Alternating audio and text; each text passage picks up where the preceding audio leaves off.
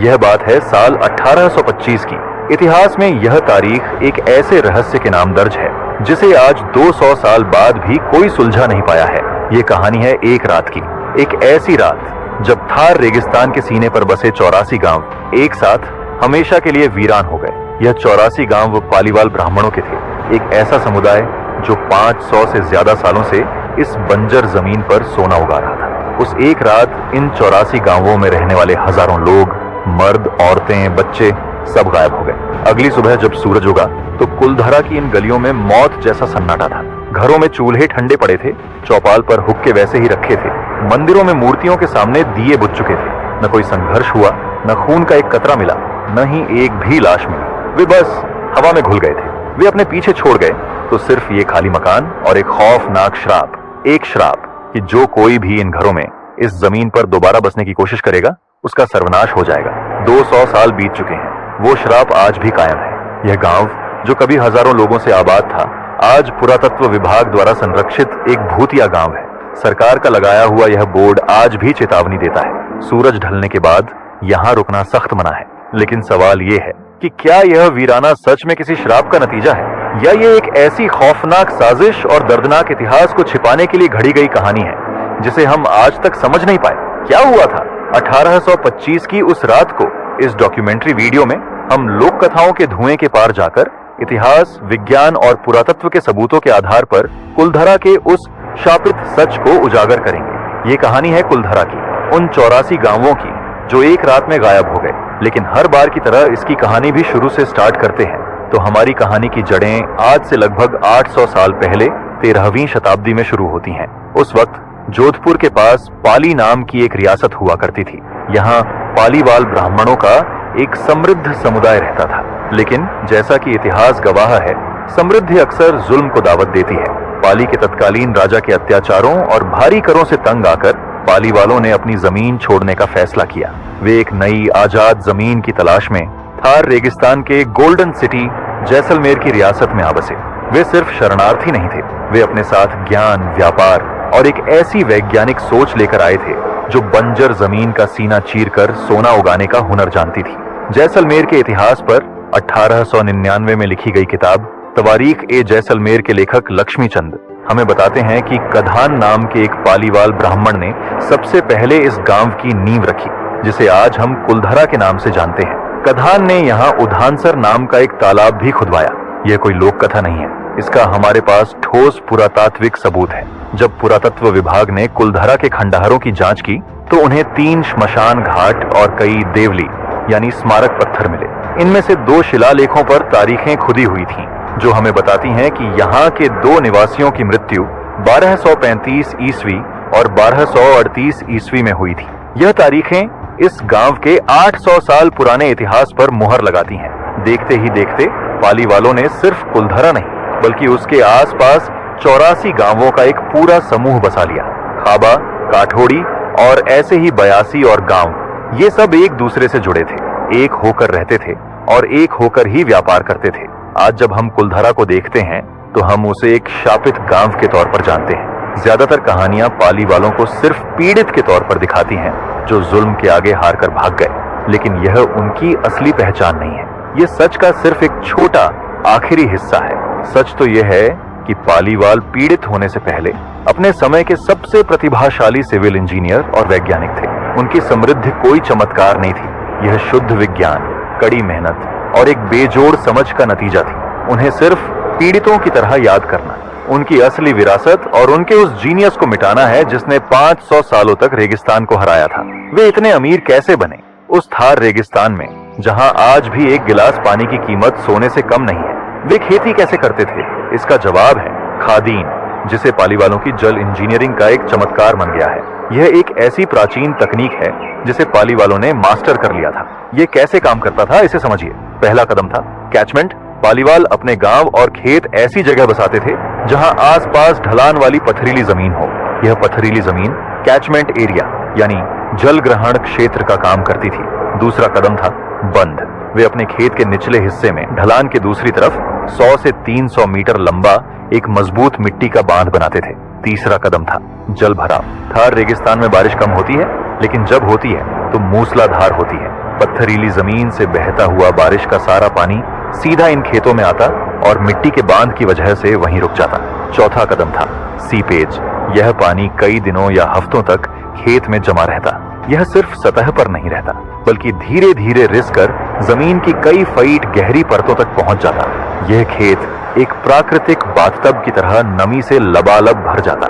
पांचवा और आखिरी कदम था फसल। जब अतिरिक्त पानी बह जाता, जिसके लिए वे खास स्लूइस या निकासी बनाते थे, तो पीछे जो जमीन बचती वह सिर्फ मिट्टी नहीं होती, वह नमी से भरा हुआ एक खजाना होती। इस जमीन पर पालीवाल आसानी से गेहूं, चने और दूसरी फसलें उगा लेते थे। लेकिन पालीवालों का यह खादीन सिस्टम सिर्फ सिंचाई नहीं था, यह उससे कहीं ज्यादा था।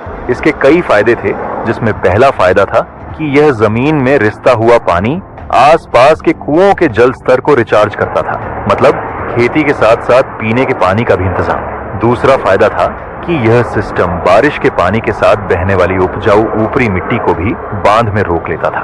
और तीसरा सबसे बड़ा फायदा था कि आज के आधुनिक सिंचाई जैसे नहरों और ट्यूबवेल से रेगिस्तानी इलाकों की जमीन में नमक जमा हो जाता है, जो उसे बंजर कर देता है। लेकिन खादीन सिस्टम, जिसमें हर साल बारिश का ताजा पानी आता और बह जाता था, वह जमीन में नमक जमा ही नहीं होने देता था। यह तकनीक इतनी लाजवाब है कि वैज्ञानिक मानते हैं कि यह 4000 साल पुरानी हो सकती है और आज भी सस्टेनेबल एग्रीकल्चर का सबसे बेहतरीन उदाहरण है। पालीवालों का विज्ञान सिर्फ खेतों तक सीमित नहीं था, वह उनके घरों में बसता था। कुलधरा के खंडहरों को ध्यान से देखिए। यह कोई बेतरतीब बसा हुआ गांव नहीं है, ये एक आधुनिक प्लान्ड सिटी है। यहाँ उत्तर से दक्षिण की ओर जाती हुई 3 चौड़ी मुख्य सड़कें थीं, जिन्हें पूर्व से पश्चिम की ओर जाती छोटी सीधी गलियां एक ग्रिड की तरह काटती थीं। लेकिन सबसे हैरान करने वाली चीज है उनकी पैसिव कूलिंग तकनीक। वो तकनीक जो थार की 50 डिग्री सेल्सियस की गर्मी में भी उनके मिट्टी पत्थर के घरों को वातानुकूलित रखती थी। वे ये कैसे करते थे? जिसमें पहला कदम था डेंस क्लस्टरिंग। इसमें घर एक दूसरे से बिल्कुल सटकर और गलियां संकरी बनाई गई थी। इसका मकसद यह था कि घरों की दीवारें एक दूसरे को छाया दें और सूरज की सीधी धूप गलियों तक न पहुंचे। दूसरा था आंगन। हर घर के बीच में एक आंगन होता था। यह सिर्फ रोशनी के लिए नहीं था, यह घर का वेंटिलेशन इंजन था। आर्किटेक्ट इसे कोर्टयार्ड इफेक्ट कहते हैं। आंगन के ऊपर की गर्म हवा हल्की होकर ऊपर उठ जाती थी और उसकी जगह लेने के लिए कमरों से ठंडी हवा खींचकर आंगन में आती। ये एक नेचुरल एग्जॉस्ट फैन की तरह 24 घंटे काम करता था। तीसरा था मोटी दीवारें। घर की दीवारें 1.5 फीट तक मोटी होती थीं। ये दीवारें थर्मल इनर्शिया का काम करती थीं। दिन की भयंकर गर्मी इन दीवारों को पार करके घर के अंदर नहीं आ पाती थी और रात में जब रेगिस्तान ठंडा हो जाता तब ये दीवारें दिन की सोखी हुई गर्मी को धीरे धीरे छोड़कर घर को गर्म रखती थीं। और चौथा था जालियां। घरों के ऊपरी हिस्सों में यह जो खूबसूरत नक्काशी आप देखते हैं, यह सिर्फ सजावट नहीं थी, यह 13वीं सदी की एयर कंडीशनिंग थी। विज्ञान की भाषा में इन्हें फिन सरफेस कहते हैं। एक सपाट पत्थर गर्मी सोखकर गर्म हो जाता है, लेकिन एक नक्काशीदार खुरदरी सतह का सरफेस एरिया ज्यादा होता है। जब हवा इससे टकराती है तो यह कन्वेक्टिव हीट ट्रांसफर को बढ़ा देती है और पत्थर को तेजी से ठंडा कर देती है। तो पालीवाल सिर्फ अमीर नहीं थे, वे बुद्धिमान थे। वे व्यापारी, बैंकर और किसान थे। उन्होंने रेगिस्तान को अपनी शर्तों पर जीना सिखाया था और उनकी यही बेहिसाब समृद्ध और बेजोड़ बुद्धिमानी जैसलमेर रियासत के एक जालिम की आंखों में खटकने वाली थी। जब 19वीं सदी की शुरुआत हुआ तो उस समय जैसलमेर रियासत के लिए उथल पुथल का समय था। मुगल साम्राज्य कमजोर पड़ चुका था और अंग्रेजों का सूरज उग रहा था। जैसलमेर के महारावल थे मूलराज द्वितीय, जो 1761 से 1819 तक गद्दी पर रहे। कहा जाता है कि महारावल मूलराज एक कमजोर और डरपोक शासक थे, जिनका ध्यान राजपाट से ज्यादा पूजा पाठ और रस्मों रिवाजों में लगा रहता था। जब राजा कमजोर होता है तो दीवान जालिम हो जाता है। जैसलमेर की असली सत्ता थी उसके दीवान सालिम सिंह मेहता के हाथों में। इतिहास सालिम सिंह को एक क्रूर, अय्याश और शैतानी दिमाग वाले इंसान के तौर पर याद करता है। वह इतना घमंडी था कि उसने जैसलमेर में अपनी हवेली को राजा के महल से भी ऊंचा बनाने की कोशिश की। कहा जाता है कि वह राज्य का खजाना लूटकर बाहर अपने रिश्तेदारों को भेज रहा था और जैसलमेर की हर खूबसूरत लड़की को वह अपनी जागीर समझता था। उसके जुल्म से रियासत कांपती थी और यहीं से कुलधरा के विनाश की सबसे प्रसिद्ध कहानी शुरू होती है। लोक कथा के अनुसार एक दिन दीवान सालिम सिंह का काफिला कुलधरा गांव से गुजरा। वहां उसकी नजर गांव के मुखिया की खूबसूरत बेटी पर पड़ गई। सालिम सिंह मेहता उस लड़की पर मोहित हो गया और उसने मुखिया को पैगाम भिजवाया कि वह उसकी बेटी से शादी करना चाहता है। ये एक मांग थी, कोई प्रस्ताव नहीं। पालीवाल ब्राह्मण जो खुद को उच्च कुल का मानते थे, वे अपनी बेटी का हाथ एक निचली जाति के अय्याश दीवान के हाथ में कैसे दे सकते थे। मुखिया ने इनकार कर दिया। सालिम सिंह इस इनकार से आग बबूला हो गया। उसने 84 गांवों के मुखियाओं को धमकी दी, या तो लड़की को डोली में मेरे हवाले कर दो या फिर भयानक तबाही के लिए तैयार हो जाओ। उसने पाली वालों को सोचने के लिए सिर्फ 1 या 3 दिन की मोहलत दी। सतह पर देखने पर यह कहानी कुलधरा के वीरान होने का एक सीधा और नाटकीय कारण लगती है।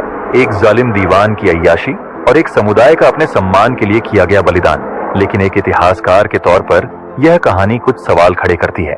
क्या एक दीवान, चाहे वह कितना भी अय्याश क्यों ना हो, क्या वह सिर्फ एक लड़की के लिए 84 गांवों की उस पूरी अर्थव्यवस्था को दांव पर लगा देगा जो जैसलमेर के खजाने का एक बहुत बड़ा हिस्सा भरती थी? या क्या यह लड़की की कहानी किसी ज्यादा गहरे, पुराने और राजनीतिक जख्म को छिपाने का एक पर्दा थी? इसका जवाब पाने के लिए हमें इतिहास में 30-40 साल पीछे जाना होगा, उस घटना पर जिसे कुलधरा की कहानी सुनाते हुए ज्यादातर लोग भूल जाते हैं। सालिम सिंह के जालिम बनने से पहले उसका पिता स्वरूप सिंह जैसलमेर का दीवान था। स्वरूप सिंह भी अपने बेटे की तरह ही अमीर और ताकतवर था।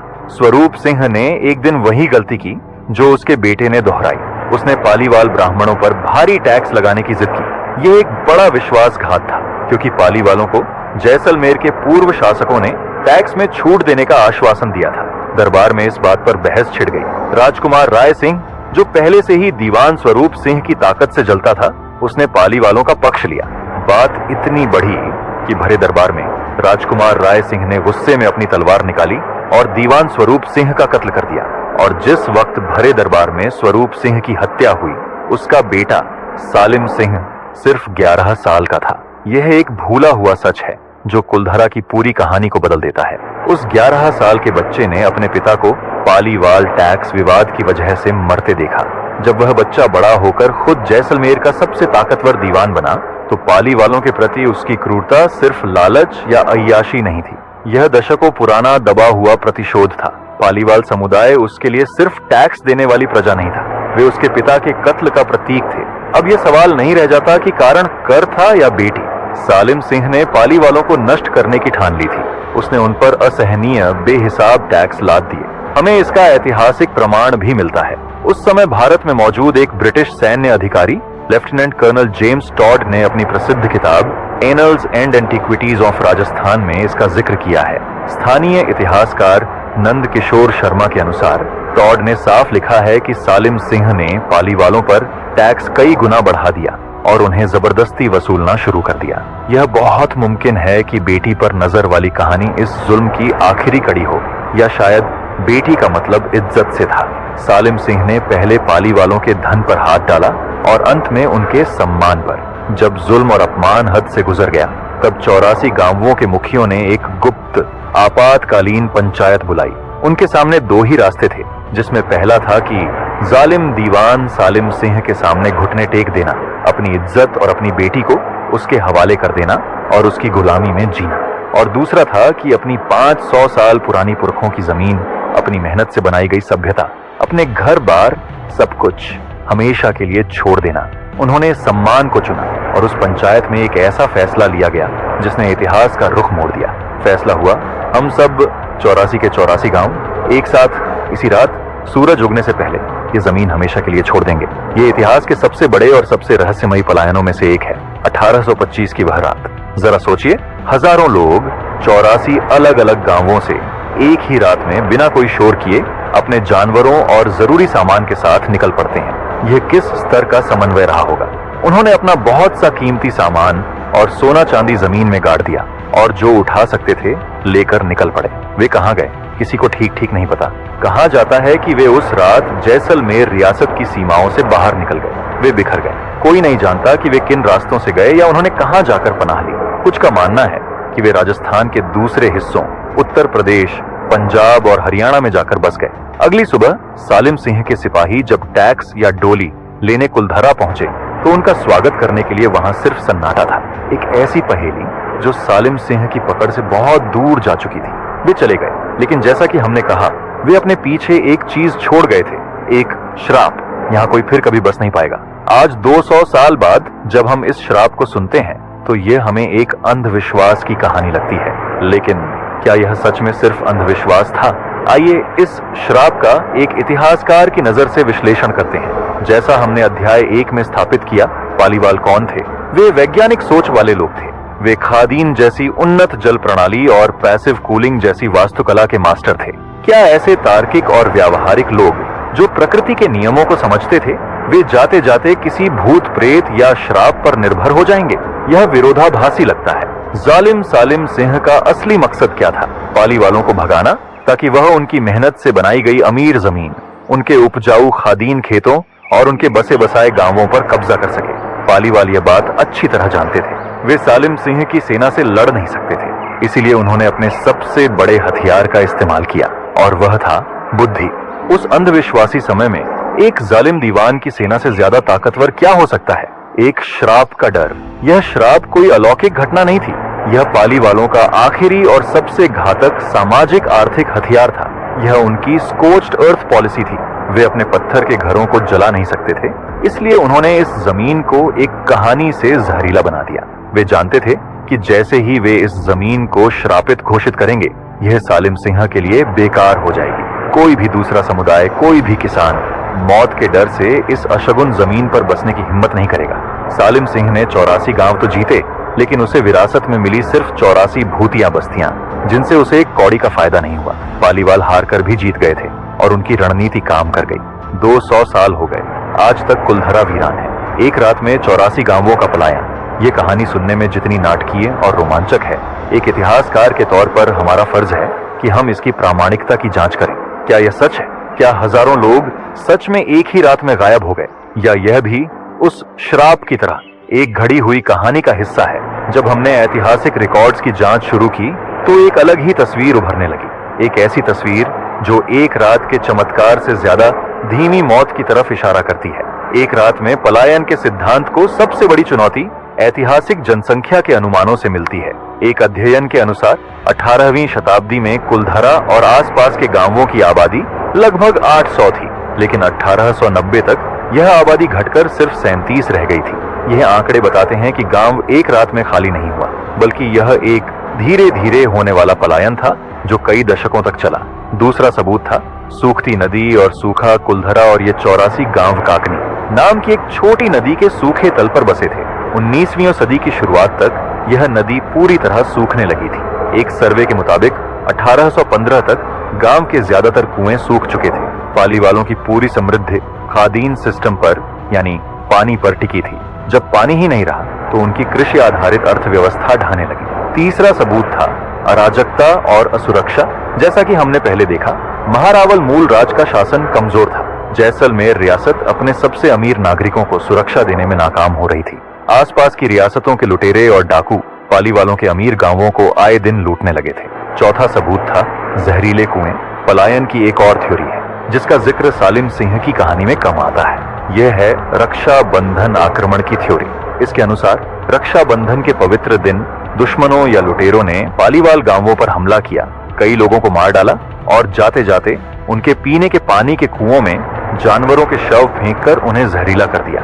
अगर यह सच है तो यह भी रातों रात पलायन का एक बड़ा कारण हो सकता है। तो सच क्या है, जालिम दीवान या सूखा एक रात का पलायन या धीमा पलायन? इतिहास कभी कभी ए या बी में जवाब नहीं देता। सच इन सब के बीच में या इन सबको मिलाकर बुना जाता है। 19वीं सदी की शुरुआत पालीवालों के लिए एक परफेक्ट स्टॉर्म थी, जिसमें पहला चरण था कि पर्यावरण ने साथ छोड़ा। काकनी नदी सूखी, सूखा पड़ा और खादीन सिस्टम फेल होने लगा। दूसरा चरण था कानून व्यवस्था खत्म हो गई, लुटेरों के धावों से असुरक्षा बढ़ी।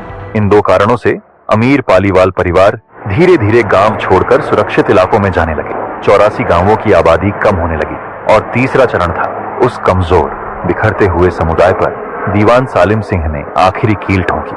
अपने पिता की मौत का बदला और लालच में अंधे होकर उसने बचे खुचे लोगों पर असहनीय टैक्स और जुल्म की इंतहा कर दी। यह आखिरी पलायन था। 1825 की वह रात जब बचे कुचे आखिरी हजारों परिवारों ने एक साथ उस श्राप को देकर गांव छोड़ा, वही एक रात की कहानी बन गई। यह एक धीमी मौत थी जिसे एक नाटकीय अंत ने हमेशा के लिए अमर कर दिया। लेकिन कहानी अब भी खत्म नहीं हुई है। हाल ही में विज्ञान ने इस 200 साल पुरानी कोल्ड केस फाइल को दोबारा खोला है और जो सबूत मिले हैं वे इस परफेक्ट स्टॉर्म में एक चौथे और सबसे विनाशकारी तत्व को जोड़ते हैं। हमने लोक कथा सुनी, हमने इतिहास के पन्ने पलटे, लेकिन कुलधरा के ये पत्थर, ये टूटे हुए खंभे और ढही हुई दीवारें, ये खुद क्या कहानी बयां करती हैं।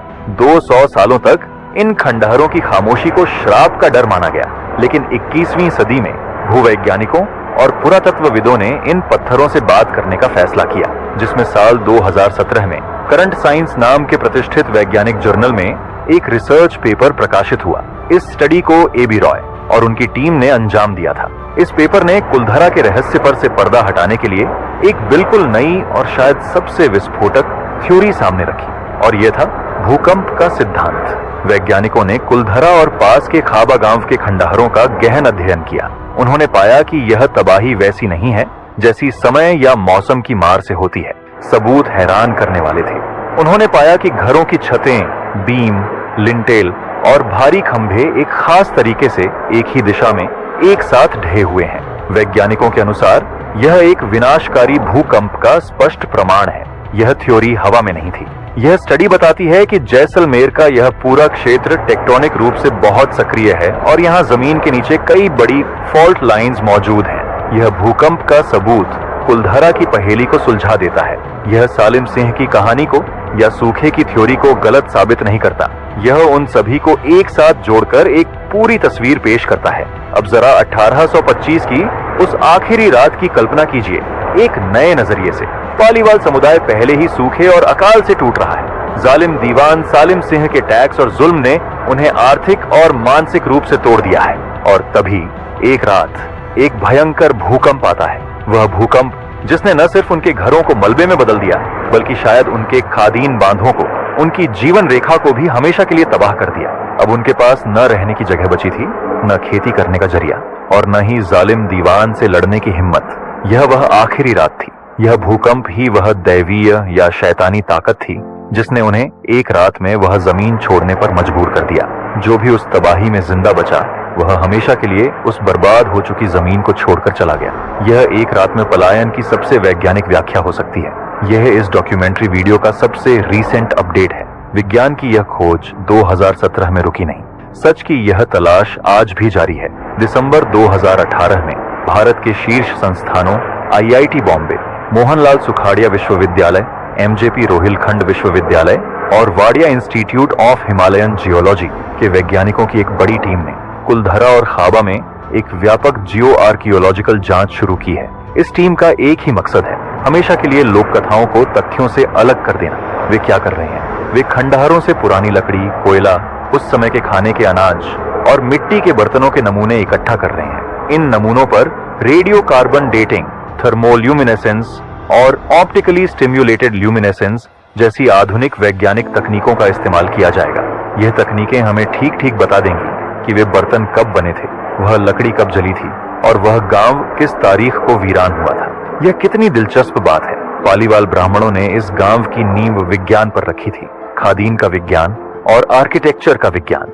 200 सालों तक यह गांव अंधविश्वास के अंधेरे में डूबा रहा, श्राप और भूतों की कहानियों में। और आज 21वीं सदी में विज्ञान ही रेडियो कार्बन डेटिंग की कैदी के रूप में वापस आया है, जो हमें उनकी असली गौरवशाली कहानी बताने जा रहा है। यह पालीवालों की वैज्ञानिक विरासत को इतिहास की सबसे सच्ची श्रद्धांजलि है। तो आज कुलधरा क्या है?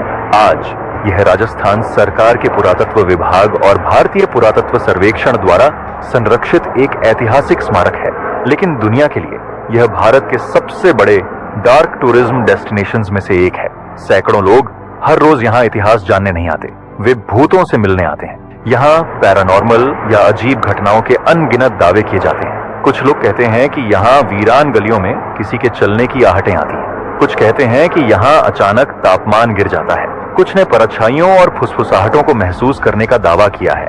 कई पैरानॉर्मल इन्वेस्टिगेटर्स ने यहाँ रातें बिताने की कोशिश की है और अजीब सबूत मिलने का दावा किया है। लेकिन सच ये है कि भारतीय पुरातत्व सर्वेक्षण के नियमों के मुताबिक सूरज ढलने के बाद शाम 6 बजे कुलधरा के गेट पर्यटकों के लिए बंद कर दिए जाते हैं। किसी को भी आधिकारिक तौर पर रात में रुकने की इजाजत नहीं है। तो फिर इन भूतिया दावों का सच क्या है? एक इतिहासकार और शोधकर्ता के तौर पर इन दावों की भी एक तार्किक व्याख्या मौजूद है। जरा सोचिए, आप थार रेगिस्तान के बीचों बीच एक टूटे फूटे वीरान शहर में अकेले खड़े हैं, जहां 200 सालों से कोई नहीं रहा। आपका दिमाग खुद ब खुद एक डिफेंस मोड में चला जाता है। इसे पावर ऑफ सजेशन कहते हैं। जब आपको पहले ही बता दिया गया हो कि यह जगह भूतिया है, तो आपका दिमाग हवा की हर छोटी आवाज को या किसी जानवर की परछाई को भी भूत समझ बैठेगा। वही दूसरा थ्योरी है खजाने का लालच। ये एक ज्यादा जमीनी और दिलचस्प थ्योरी है। पालीवाल बेहद अमीर थे और यह माना जाता है कि वे अपना सारा खजाना और सोना जमीन में ही गाड़ कर गए थे। कुछ स्थानीय लोगों का मानना है कि भूतों और श्राप की ये कहानियां जानबूझकर फैलाई गईं। क्यों? ताकि खजाने के लालची लोग डर के मारे यहाँ रात में खुदाई करने ना आए। अगर यह सच है तो पाली वालों का श्राप आज भी 200 साल बाद भी उनके खजाने की रखवाली कर रहा है। तो अंत में हमारा अंतिम फैसला क्या है? क्या कुलधरा शापित है? तो हाँ, कुलधरा शापित है, लेकिन किसी भूत, प्रेत या आत्मा से नहीं। यह शापित था दीवान सालिम सिंह की क्रूरता और जुल्म से। यह शापित था प्रकृति के बदलते मिजाज और उस भयंकर सूखे से। यह शापित था उस एक विनाशकारी प्राकृतिक आपदा से जिसने उनकी 500 साल की मेहनत को मलबे में बदल दिया। और आज यह शापित है उस भूतिया टैग से जो इसकी असली गौरवशाली कहानी, इसके विज्ञान, इसके सम्मान और इसके बलिदान की कहानी को खाए जा रहा है। कुलधरा के वीरान होने के 5 प्रमुख सिद्धांत माने जाते हैं, जिसमें पहला जालिम सालिम सिंह, दूसरा अत्यधिक टैक्स, तीसरा पानी की कमी, चौथा आक्रमण और 5वां भूकंप। कुलधरा की कहानी भूतों की कहानी नहीं है। यह उन इंसानों की कहानी है जिन्होंने अपने विज्ञान से रेगिस्तान को जीता और अपने सम्मान के लिए 500 साल पुराने साम्राज्य को एक रात में ठुकरा दिया। वे गायब नहीं हुए थे, उन्होंने गायब होना चुना था। आज भी जब शाम 6 बजे कुलधरा के गेट बंद होते हैं, तो यह भारतीय पुरातत्व सर्वेक्षण का नियम नहीं, उन हजारों पाली वालों के आत्मसम्मान का प्रतीक है। वे हमें याद दिलाते हैं कि जमीन पर कब्जा किया जा सकता है, महलों पर कब्जा किया जा सकता है, लेकिन इंसानी जज्बे और इंसान के सम्मान पर नहीं। कुलधारा के खंडहर आज भी खामोश हैं और उनकी यही खामोशी जुल्म के खिलाफ 200 साल पुरानी सबसे बुलंद आवाज है। अब मैं सवाल आपसे पूछना चाहता हूँ, आप क्या मानते हैं? क्या कुलधरा सच में किसी श्राप का शिकार था, या ये बस इंसानी जज्बे, दर्द और संघर्ष की कहानी है? अगर आप कुलधरा या उसके आसपास के इलाके से हैं, तो आप कमेंट में जरूर बताइए।